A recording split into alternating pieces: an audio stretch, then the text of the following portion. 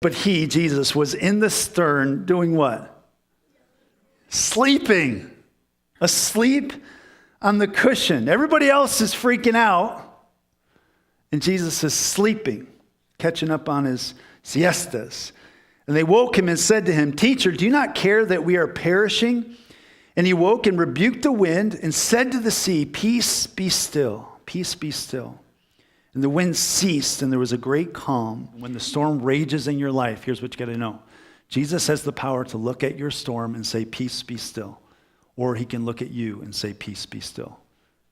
He can either calm the wind and the waves, or he can calm you by providing his calming and sustaining presence through the storm. Both of which are great. Both of which are great. It's what the Bible calls a peace that passes all understanding. But here's the problem. If you're like me, this is your problem. And if you're like everyone else, this is your problem. The problem always comes back to perspective. You know, when I was an 11-year-old boy in that boat, when the waves started crashing into the side of that boat, you know where my focus went to?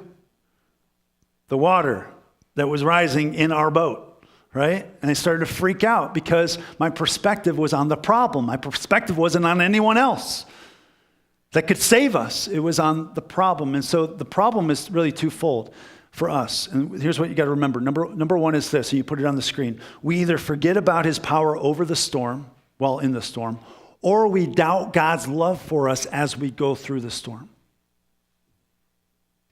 And think about that. Both are, I believe, are the source of our worries.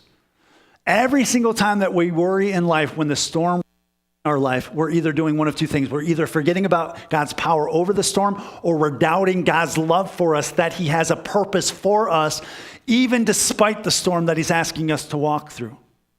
And so we'll worry more about the problem than we are focused on what God wants to do through the problem.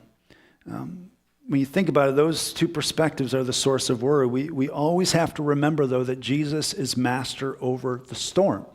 He's master over the storm in Mark chapter 4. You know, it's easy to read this story and know how it ends and be, full of peace because you know how it ends. You know how it worked out for them, but it's a whole different story when it's in your life, right? You got to remember, though, that Jesus is master over this storm in Mark chapter 4, but he's also master over your storm, no matter what it might be in your life. He's all powerful.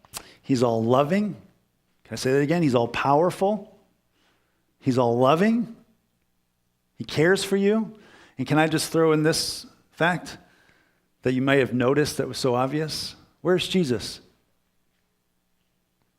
He's in the boat, right? Isn't that so comforting to know as followers of Christ, as believers in Jesus? He's in your boat. So can I just throw out a word of encouragement today to all of our locations? If Jesus is in your boat, he's not going to let you sink.